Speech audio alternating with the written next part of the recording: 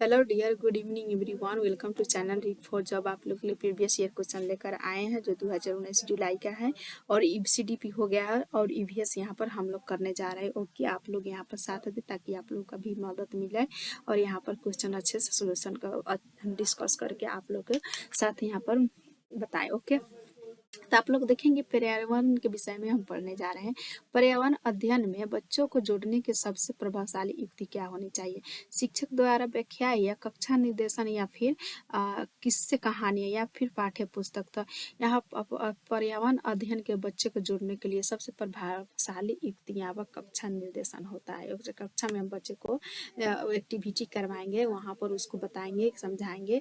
अगर वहाँ से उसको समझ में नहीं आ रहा है तो उसको भ्रमण पर ले जाएंगे या फिर क्लास के बाहर से हम अपने बाहरी जीवन के वातावरण से हम जोड़ करके पढ़ाएंगे। ओके, हम बढ़ेंगे 22 की तरफ। निम्नलिखित में से कौन सा एक पर्यावरण अध्ययन के संबंध में सच नहीं है? यहाँ पर नेगेटिव पूछा जा रहा है। तब पर्यावरण अध्ययन बच्चों को अपने परिवेश को खोजने का अवसर देता है। पर्यावरण अध्ययन वर्णों और परिभाषाओं पर बल देता है या फिर पर्यावरण अध्ययन की प्रकृति एकीकृत होता है या फिर पर्यावरण अध्ययन बाल केंद्रित अध्ययन होता है। तो यहाँ पर देखेंगे गाइस कि यहाँ पर खोज करना, अवसर देना, यहाँ पर पॉजिटिव हो जाएगा।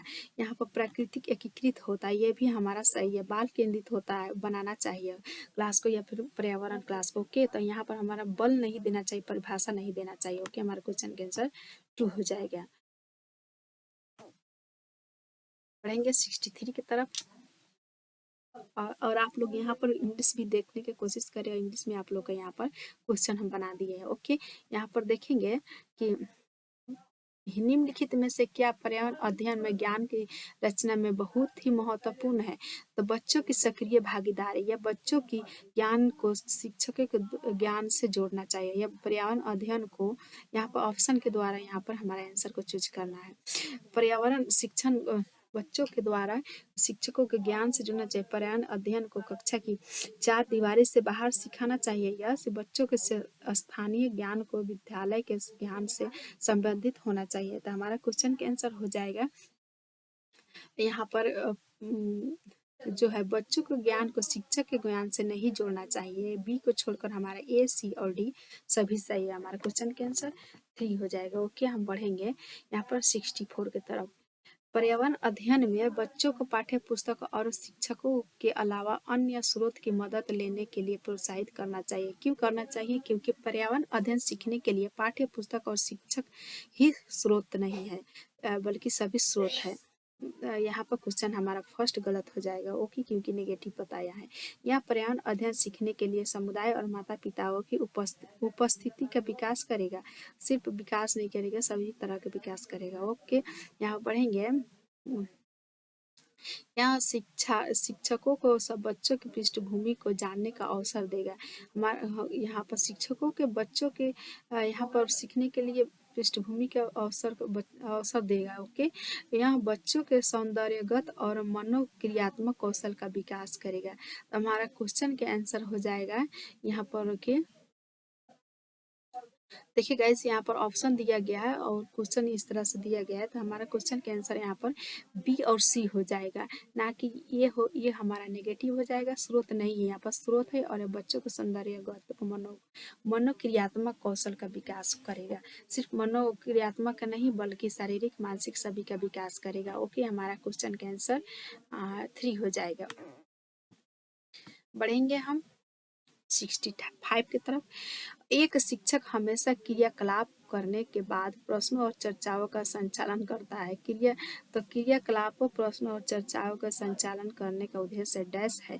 क्या है? बच्चों की प्रक्रिया कौशलों का आकलन, बच्चों को खोजने का अवसर देना या बच्चों को अपनी अभिव्यक्ति का अवसर देना या फिर बच्चों में, यहाँ पर देखेंगे इस तरह ऑप्शन भी दिया है, या फिर बच्चों में उनके सीखने की गति के आधार पर विभेद करना चाहिए। यहाँ पर देखिए गाइस, यहाँ पर क्वेश्चन हमारा जो है डी के विभेद नहीं करना चाहिए। हमारा क्वेश्चन हो जाएगा 65 का जो है यहाँ पर 2 हो जाएगा। ए, बी और सी हो जाएगा, डी हमारा रॉन्ग है।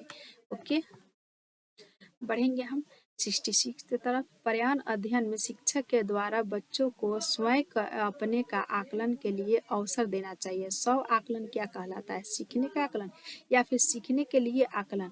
खुद से आकलन कैसे करता है, तो यहाँ पर निरंतर होता है उसे सीखने का आकलन कहा जाता है। यहाँ पर CCE और उसे हम ये भी हमारा एक तरह से मूल्यांकन है। सीखने के समान आकलन, तो क्या होता है कि सीखने का समान आकलन, जैसे कि हम कोई खाना, मान लीजिए हम खाना बना रहे हैं, खाना बनाते बनाते कोई चीज़ हुआ कि हम चख रहे हैं कि हमारा अच्छा हुआ है, टेस्ट की कैसा हुआ है, उसे हम क्या कहेंगे, 100 आकलन, खुद से आकलन कर रहे हैं। और सीखने का आकलन जो हम पढ़ करके और लास्ट में हम देखेंगे उसको कि कौन सा गलत है कौन सा सही है, इस तरह से हम आकलन करेंगे। सीखने के लिए उस पर, जैसे कि हम यहाँ पर CC का आकलन होता है, उसी तरह से यहाँ पर सीखने के लिए आकलन होता है। और बीच बीच में यहाँ प्रश्न पूछ रहा है और बच्चे बता रहा है, उसी को हम सीखने के लिए आकलन कहेंगे। और ऑफ मतलब ऑफ का आकलन, सीखने का आकलन ये लास्ट में होता है। 4 हमारा बीच बीच में चलता है। CCC यहाँ पर हमारा ये भी आकलन जो हमेशा निरंतर चलता है। और असेसमेंट एज लर्निंग जो हम खुद से करते हैं। ओके, हमारे क्वेश्चन के आंसर 4 हो जाएगा। हम बढ़ेंगे 67 की तरफ।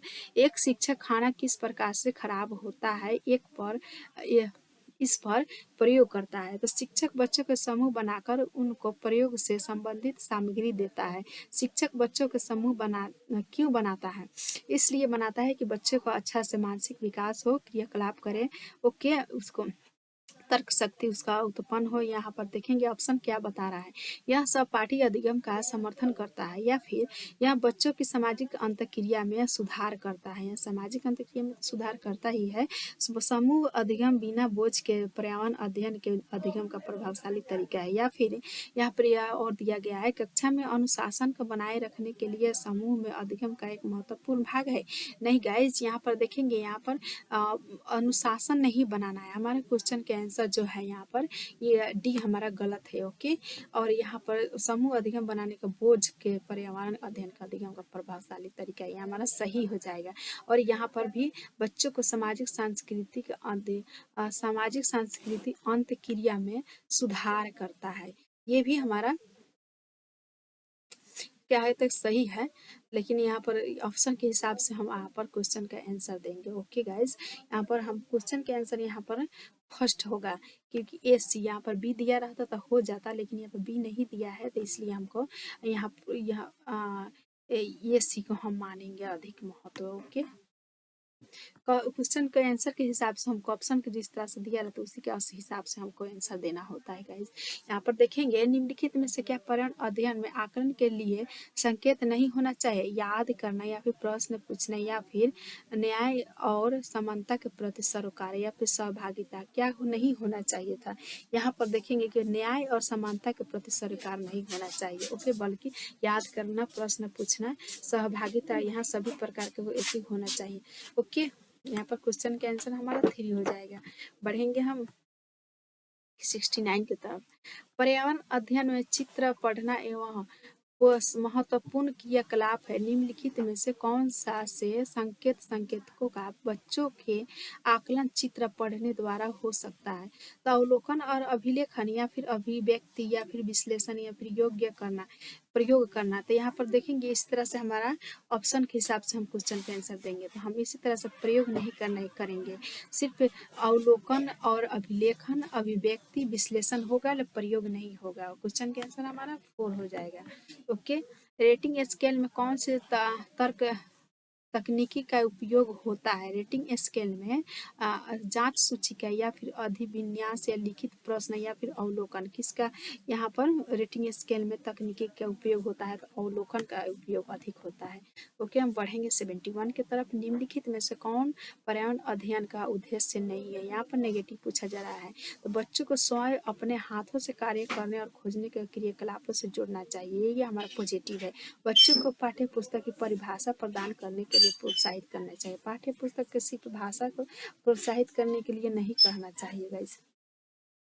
ओके, यहाँ पर देखेंगे हम हमारा क्वेश्चन का आंसर 2 ही सही हो जाएगा, क्योंकि यहीं पर हमारा नेगेटिव आ गया। लेकिन यहाँ पर जब बच्चों में जिज्ञासा, सृजनात्मकता का हो, तो यहाँ पर पॉजिटिव हमारा आंसर रहता है। परिवेशीय मुद्दों पर जागरूकता का विकास करना चाहिए, यह सभी हमारा पॉजिटिव है। बट 2 नंबर जो है जो हमारा नेगेटिव है। ओके गाइज, यहाँ पर देखेंगे क्वेश्चन नंबर 72।